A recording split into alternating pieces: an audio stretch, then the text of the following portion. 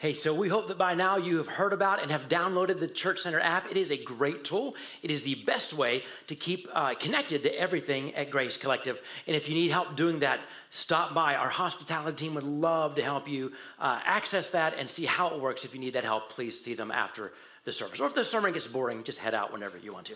Hey, so as we get started today, I'm going to kind of invite you into my world for just a few moments. Something I'm not super proud of, but I'm going to share with you anyway. So last weekend, I was in the middle of a really busy weekend. I was doing a wedding, and I had a little bit of downtime at the wedding. And so I was looking at my calendar, and I'm looking at all the things I have to do. And I was planning a bunch of things that I want to do. And in the middle of doing that, I got this text. Maybe this has happened to you too. But I got this text. It kind of interrupted what I was doing. And in the text itself, it said this. It said, "Pastor Rich, will you go visit my mom? She's in the hospital. She's in the ICU. And now, I'm not proud of my mental response, but here's what I thought when I read that text. I thought, I don't want to do that.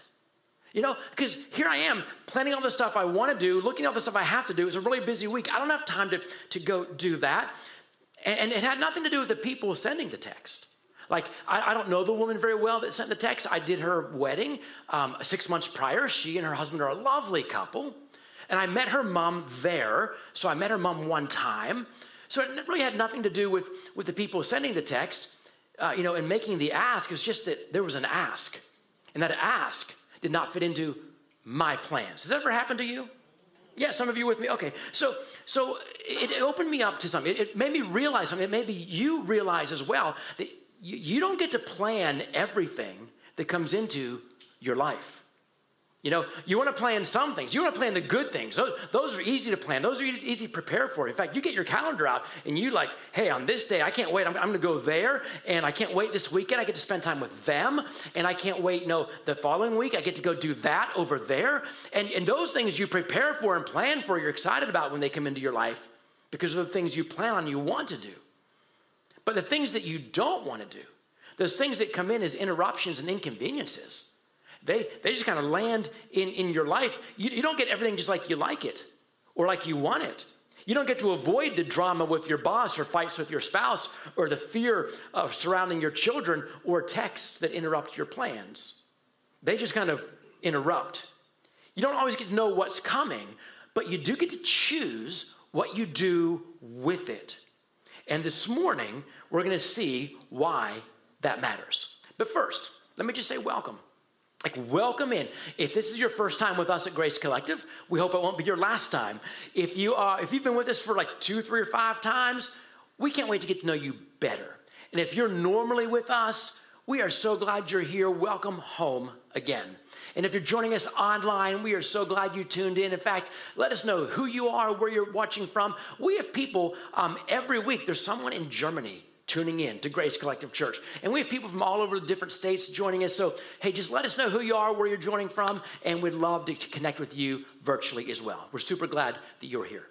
Hey, so this is our 3rd week, which is our 4th week, next to last week of this message series called Getting It Right. Of course, next week we'll finish it up out at the park at 10:30 at Oak Hollow Park. We can't wait to have a great day out there. But this week is our next to the last week. And what we've been doing through these weeks, this message series, is we've been taking the standard of the church and we've been honestly looking at, hey, are we getting it right? We've been looking at the church, big C, big church, and local church, Grace Collective, and more personally, at you and you and you and me, because we are the church. And we're saying, are we getting it right? And this is a great time to be here if you're a follower of Jesus, because we get to measure up against the standard. Are we getting it right? We want to know that. But I think it's an even greater time, if you're here, you're not a follower of Jesus, get this, you get to judge the church. Aren't you tired of the church judging you? So you get to judge the church for a change and say, hey, here's the standards. You said this is a standard, and hey, I see the gap between where you are and where you're supposed to be. So this is a great time for us to be walking through this together. And here's the thing about the standard. We don't set that standard. Wouldn't it be great if we did? Hey, let's just show up for church once a month, maybe twice, on a good month. Let's show up, which is, when you add that up, that's 12 times a year. How easy is that, right? Let's just come up once a month and we'll sing some songs. We'll listen to some guy talk for a little bit. let's make it 15 minutes because that'd be way better. And then we'll go home feeling better about ourselves. And when we walk in, that's not the standard because we don't get to set the standard. See, remember, Jesus said he will build his church. And so he gets to set the standard. And the standard that Jesus said is really simple. It all boils down to this one thing: make disciples. Like he said it different ways, at different times, at different groups, but it all comes down to this: make disciples. Make disciples. And so that's been the standard that we have been holding ourselves up against. He's like saying, hey, just go tell other people about me. Go get other people to follow me. Go connect people to me and watch me change their lives. Well, today you're going to see a way to connect people to Jesus in a way that you never thought was a way to connect people to Jesus. It's not the easiest way, but it's a really effective way, and maybe the most effective way that you can tell other people about Jesus or show them who Jesus is. My hope is that by the end of this message, and as you walk through this day and you keep remembering, because I know you remember every message all week long, my hope is you'll be able to really have a new way to show people who Jesus is. So we've already established the fact that you don't get to choose everything that comes into your life, right? You get to kind of choose and plan for the good things, but the bad things just kind of show up. Like nobody gets out their calendar and looks at the day and say, Tuesday. I'm going to have my girlfriend call and break up with me on Tuesday because I want a heartache that day. And nobody ever looks at their calendar and says, Friday, I'm going to let my doctor's office know, hey, just call me and tell me some bad news on Friday. Yeah, we don't get that. And you don't get a little ping on your way to work every day that says, by the way, your coworker is having a really bad morning, steer clear. Like, wouldn't it be nice if you had you have a weather app on your phone? Wouldn't it be nice if you had a good, bad day app on your phone? Monday and Tuesday look great for me, but Wednesday, cloudy with a chance of headaches. We don't get that, but it would be nice if we did. These things that are inconveniences and uncomfortable, the trauma and the drama of life, they just show up in your life. You didn't invite them. And they usually show up at the worst possible time, interrupting the plans that you have. Now, again, you don't get to choose those things, whether it's dealing with your boss or cranky kids, but they just happen. And the thing about these challenges, not only do they come out of nowhere, but they leave you feeling like you don't know where to turn or what to do or what's your next step or how to feel about them. And nowhere in the Bible does God ever say, hey, when you belong to me, just come and be my follower and I'll take all those away. God never says that. And yet we kind of believe that, right? I want to believe in a God where nothing bad ever happens. That God doesn't exist. And your life and my life, we're proof of that. God does say, hey, these things are going to happen, but when they do, I'll be with you. And that's the good news. Amen. But sometimes we forget that. Like, in the middle of challenges, you may lean away from your faith. Like, God, how could you let this happen in my life? I go to church once every month or two, right? You lean away from God. Maybe you've asked this question or you've heard someone ask this question. Like, how can you or how can I believe in a God who lets bad things happen? Because he does. God does let bad things happen. Again, your life is living proof of that. A lot of the times, your response in those hard things is try to make them make sense, right? Like, why did I have to go through that? Why did this have to happen in my life? Why did my husband do that? Why was there a hurricane? Why did she say that? But listen, as followers of Jesus, your job is not to make those hard things make sense. Your job is to make those hard things matter. Your job is to make them count. Your job is to let something good come out of them. Listen, I know this is hard. Some of these things may never make sense. That's why you can't try to make sense out of them. They may never make sense. Like when your daughter passes away, or your wife walks away, or your job is taken away. Those things will never make sense. And you can't just say, well, you know what? It'll be okay when things get back to normal. Things may never get back to normal. When you go through tragedy like that, You don't go back to normal. You learn to navigate a new normal. And it may not make sense. So your goal as a follower of Jesus isn't to explain it away or make it make sense. It's to make those hard things count. And here's what I mean. And understand, I'm not trying to wipe away your fear or wipe away your pain or your hurt or your grieving. Those are important things to do when you go through hard things. You need to experience those. So I'm not in any way trying to belittle those. Those are natural reactions. But what I am saying is there's more to it if you're a follower of Jesus. I'm going to take you into two different passages of Scripture this morning to show us, to highlight this. And the first one comes from a man named Peter. And many of you know the name Peter. Peter was one of Jesus' 12 apostles. He was also one of the inner three, like Peter, James, and John. Jesus would often take those three and say, come over here, I want to tell you something that I'm not going to tell everybody else yet. Or I'm going to let you see something that they're not going to be able to see. So Peter was that guy. He was one of the inner three of Jesus' circle. And after Jesus was crucified, buried, risen, and ascended to heaven again, Peter did what Jesus told him to do. He went out and made disciples. He started in Jerusalem. Remember Pentecost. Jesus stood up and preached, and 3,000 people, like in that day, gave their lives to Jesus. They joined the kingdom.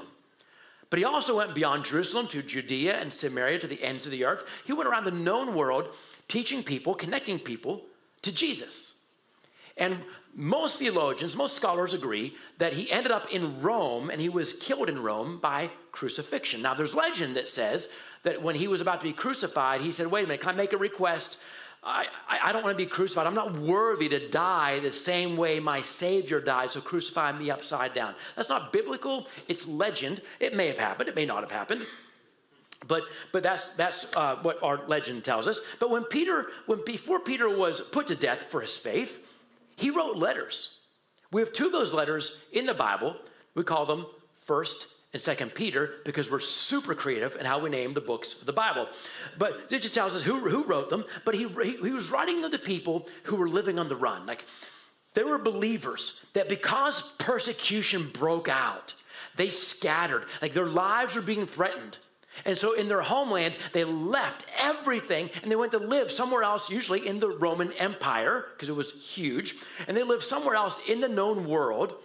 But even where they landed, they were still being persecuted. And so Peter's writing to them out of his like a pastor's heart to help them understand that what they're going through. They didn't plan those things. They didn't mark those suffering days on the calendar. They happened. And so Peter's writing to say, hey, here's what I want you to remember. And he starts off by saying, remember, there's something greater for you. Because you're following Jesus. There's something better coming. Remember your inheritance is waiting for you in heaven. Like, beyond this world, there is something amazing that you're a part of if you're a follower of Jesus. So he starts by reminding them of this great promise that accompanies their faith. And he writes to them also this. He says, hey, like, more than you're going through right now, more than all of this, there's something else. He writes these words. He says, in all this, like in all the good stuff that you know is coming, in all this, you greatly rejoice. Though now for a little while, you may have had to suffer grief in all kinds of trials. And I'll bet when they opened that letter and they read that, they're like, brother, you don't know it. You don't know the half of it. That was an understatement. Everywhere they were living, everywhere they landed, they stuck out because they're followers of Jesus and they're living among a Roman culture and other cultures who were not followers of Jesus. And they were obvious wherever they lived. And people like individuals and their bosses and their neighbors and their cities and even their nations and even the Roman Empire persecuted them. They were people who did not have it easy because of their faith. Now, this was the ramping up time of the Emperor Nero. You remember Nero from history class? He was a dark, dark guy. He was a little messed up. Nero, when he became emperor, did some really bad things. Now, remember the Great Fire of Rome? You know, actually, there's a lot of scholarship now that believes he's actually the one that set fire to Rome. And to cover his own tracks, he blamed the Christians, of course, right? The Christians got blamed for almost everything going on in the Roman Empire, which is why they were ridiculed and persecuted. And we know these things because there weren't many historians, but there were a few. And one of the guys who was a historian in that time frame was named Tacitus. And Tacitus wrote about these things happening, and he wrote about Nero, and you should read the stuff he writes about Christians. It wasn't pretty. Like, these are just weird, ugly people who do the most stupid things. You know, that's my wording, but he said it way more Roman than that. But he also tells us about Nero and how he made the Christians suffer. Nero, for instance, would take animal skins, strap them around, tie them around Christians, and let them be attacked by dogs for fun. He would also take, at the noon hour especially, it could happen any time of the day, but they loved the noon hour. Nero would love, for sport, to take the noon hour when all the other good citizens, the good working Romans, could take a little break and they needed a relief from the day at midday. He'd invite them all down like into the Colosseum, and he would pit Christians against wild beasts, lions, boars, leopards, bears, those kinds of things, and just watch them get mauled, and that was their lunchtime entertainment. But I think one of the most grisly things that he did, if those weren't bad enough, he would take Christians and he would light them on fire and use them as garden lights in his garden party at night. This was Emperor Nero, and this is what Nero did to the Christians. These are the momentary troubles that Christians were going through. So it's kind of an understatement. The people Peter was writing to, they were undergoing horrific persecution. The people he was writing to, they didn't control what came into their lives. But here's what Peter said next about how they were to face these trials, how to make them count. He says this: these have come, these trials, so that the proven genuineness of your faith. Did you catch what he's writing? He's saying these hard things you go through, don't let them extinguish your faith. Let them expose your faith. And here's why this was so important. You don't know. You don't know if your faith is real until your faith has been tested. Listen, we could come and sit here every Sunday and sing the songs and do what we do, and that's all great. But you will never know if your faith is real until your faith is put to the test. In fact, there's a pastor out on the West Coast. His name is Greg Laurie. He said it really well. He said, your faith can't be trusted until your faith is tested. And there's something bigger about this than just the test that you're in, the challenge you're in, the trial that you're facing. Listen, if you can keep your eyes above the trial, even when you're in the trial, then you will see that something greater is coming. Something bigger is coming. If your faith can stand through the trial and it proves genuine, here's what happens. He said, these trials have come so that the proven genuineness of your faith may result in praise, glory, and honor when Jesus Christ is revealed. In other words, the hard things you're going through don't get the last word. They're hard in the moment, but they don't get the last word. There's something that's coming. They result, if you do this well, if we get this right, our trials, your trials, my trials, result in praise and glory and honor to Jesus. In fact, here's how another apostle said it, a man named Paul.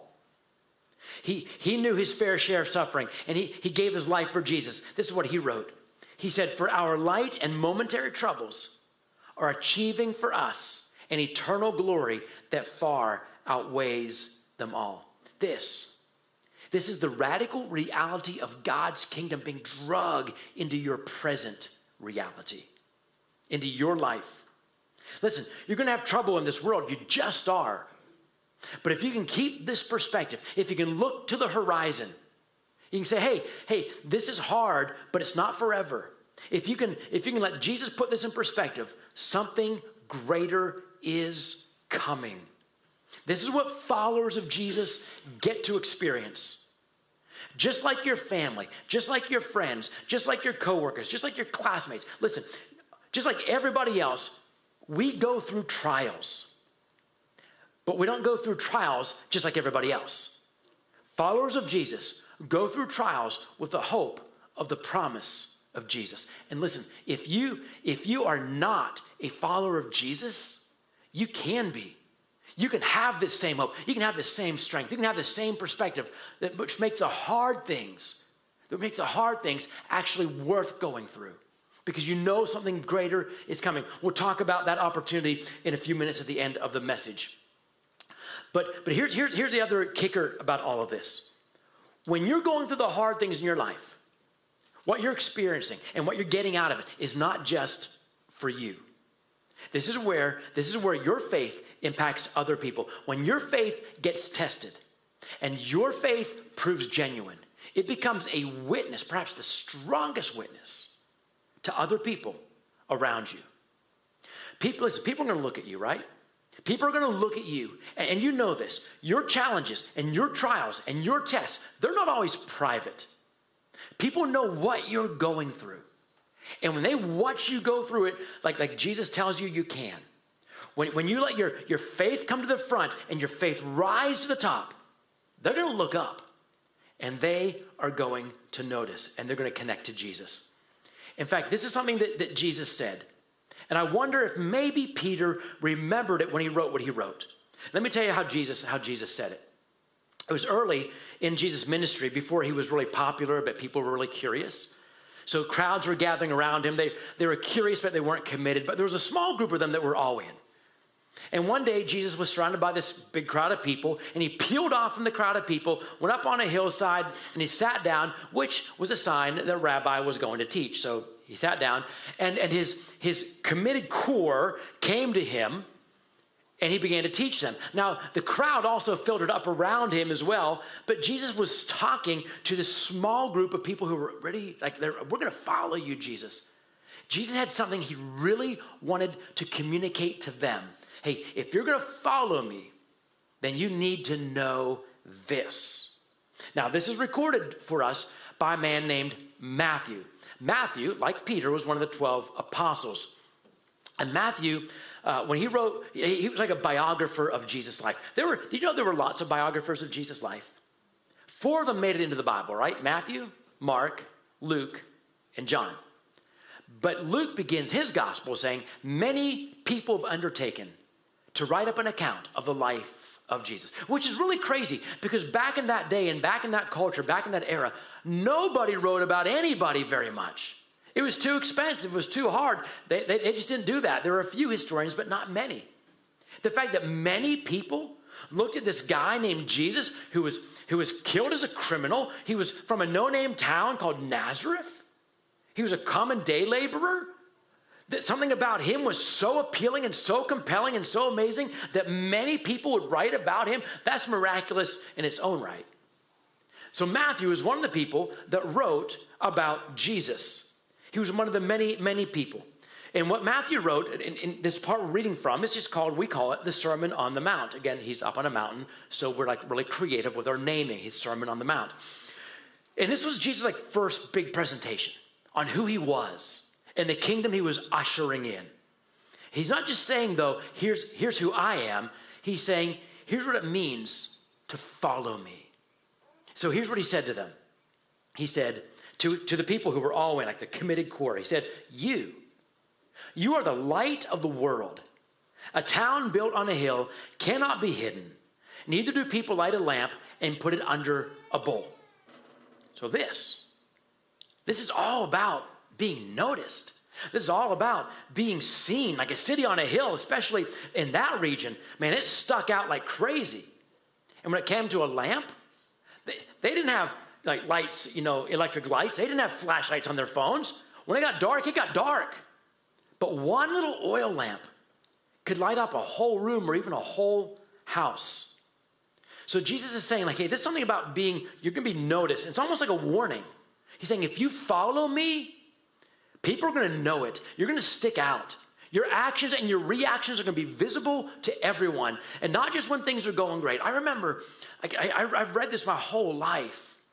I always thought, I'll be a light for Jesus. When things are going great, man, and people are going to hear about Jesus in my life. But what do you know about light? Light shows up best in the dark, right? So I thought, okay, I get it. I'll go into other people's dark lives. and I'll be the light of Jesus in their darkness. But what if Jesus also meant when I'm in the dark? When the dark times come into my life, the things I didn't plan, they just kind of show up. The hard things in life. What if I could find a way? What if you could find a way to shine the light of Jesus even when you are walking in the darkest times of your life? Because those times have come and they will come even more. What if Jesus was saying, hey, when everything is falling to pieces, will you still have peace? What if Jesus was saying, hey, when everything around you is chaos, can you be calm? Like, he's not saying don't grieve, don't mourn, don't be sad, don't be mad. He's not saying that. But through that, can you get to the point where you shine a light even out of your darkness? Because that's what people are looking for. They want to know if your faith is genuine. And here's why this matters. So neither do people light a lamp, put it on under a bowl. Instead, they put it on its stand, and it gives light to everyone in the house. In the same way, let your light shine before others, that they may see your good deeds and glorify your Father in heaven. What if every moment of your life, not just like the bright, shiny moments, but the dark, scary, I didn't see that coming moments, could be used to point people to Jesus? Some of you came to faith because that's what somebody did in your life. You looked at somebody who you thought they had a faith, and they went through a really hard time in life, and you saw their faith. You saw their faith prove genuine, and you were like, now that is real. That's authentic. I want that. And you're sitting here today because someone with a big faith, it was proven through a hard time they went through. In fact, go talk to people with big faith. Go ask them about their faith. Yeah, they'll probably tell you about some of the good times, but you know what they'll really talk to you about? The hard times. The things that shaped it and burned it. The things that really made their faith strong were the hardest things that they had to go through in life. This is important. This is important. Listen, what your family and what your friends and your coworkers and your classmates and your boyfriend or your girlfriend, what they need to see from you isn't some high, holy Sunday faith. They need to see how you trust when you're in the trenches. They need to see victory in the valleys. They need to see, like, can beauty really come out of ashes, like the Bible says? Joy in sorrow. Listen, your family and your friends are watching you, and they need to see if your faith will really prove genuine. And here's a reality. When you follow Jesus, it's often the hardest moments of your life that become the most beautiful witnessing moments of your life. So let me go back to the beginning of the message for a second, because I know you're wondering what happened with that text. You're going to be able to eat or sleep, right, until I tell you what happened with that text that interrupted my plans. So you know what I thought? I'm not proud of it. I don't want to go do that. So I went and did it. Of course, I want to go visit her in the hospital. So I walk in the hospital, and I'm not sure if she'll remember me. She did. I walked into the ICU, and there she was laying in the bed. And she's older. She has Parkinson's, so she cannot control her movements very well. And she had fallen, so she's pretty bruised up, and it's pretty painful. She's been in the hospital for a certain amount of time, so she has kind of that hospital confusion, right? That happens. And to top it off, the next day was her birthday, and she had to spend it in the hospital without her family and friends. So she's got a lot of unscheduled, unplanned, inconvenient, uncomfortable things happening in her life that she had no control over. But from the moment I walked in, do you know what she did? She talked about Jesus. From a hospital bed. I'm standing there. She's laying here in all this, discomfort, and she's talking about Jesus and faith, how wonderful he is, and how important salvation is. You know what she was doing? She was showing me that her faith was proving genuine as she went through the trials of her life. And you know what it did for me? I looked up, and I saw Jesus. My hope is that my life and my faith and your life and your faith can do the same for people. Your most beautiful witness may come out of your hardest challenges in life when you let your faith rise and prove genuine. which is why this is this week's Weekly Ask. Now, if you're new with us, the Weekly Ask is something we don't just ask you to think about, we want you to do. Like, grab a friend, grab a spouse, grab one of your kids, grab someone in your life group, whatever it is, and talk and walk through these together. Number one, what drama or trauma are you living in right now? What drama or trauma are you living in right now? Claim it. Maybe it's something you're in the middle of. Maybe it's just getting started. Maybe you've just come through it. Talk about it with whoever you're sitting and talking with. And the second one, number two, how can you live in it so that others look up and see Jesus? That's important because they're watching, and you can show them who Jesus is by the hard things you go through. There's one more. This is your talking point. If you are a parent with kids downstairs this morning, this is their last day of the mystery of the history of the church, and they are having so much fun. They're sleuths. They got their notebooks. They're taking notes every week, solving the mysteries about the church. And here's their talking point, what they solved this morning is, what's my role in the church? So parents, your kids want to talk to you all week long about what's my role in the church. One more thing I want to go back to before we close. I told you earlier that if you're not a follower of Jesus, that you can be. That if you don't have this kind of hope when you go through hard times, you can have it. And that's what right now is meant for. If you've never said, Jesus, I want to be yours, I want to make you mine. If you've never surrendered your life to Jesus, and you may have gone to church your entire life, but never surrendered to Jesus. Like, we say this a lot, but sitting in church doesn't make you a follower of Jesus any more than sitting in McDonald's makes you a French fry, right? So you can make that decision today. You can say, Jesus, I've never really gotten you, but I know I need to and I really want to. This stage is actually an altar. And if you'd like to come and just get with Jesus, we would so invite you and encourage you to do that. And maybe you're here, you are a follower of Jesus, but you're just going through a really, really rough season of life right now. Same as last week. Something good's coming, get ready. This is a place and this is a time to say, Jesus, I so super need you right now in my life. Lord, let my faith rise and let my faith prove genuine so that others can see you through what I'm going through. This is a time and place to do that. If you want to come to the altar, we're going to sing one more song. I'll pray us in, and then we'll make the invitation. So Jesus, thank you for being a great and glorious God. Thank you for being a God that says, I don't stop everything coming into your life, but I'll use everything in your life. Thank you for being a God that knows, like, right where we are. You've never lost track of us, and you never will. And when we need you with us, you always are. Jesus, sometimes when it's dark and the things we don't have control of seem to take control of us, would you show us that you're with us? And just remind us again that something greater is coming beyond the temporary afflictions that we go through. And that you can even use these hard things to win other people to you. Lord, use us. Use our hard things in life. Use us any way you want to. Holy Spirit, come and do your holy work even now. We pray this, Jesus, in your holy name, to the glory of the Father. Amen. Friends, let's stand as we sing one more song, remembering this altar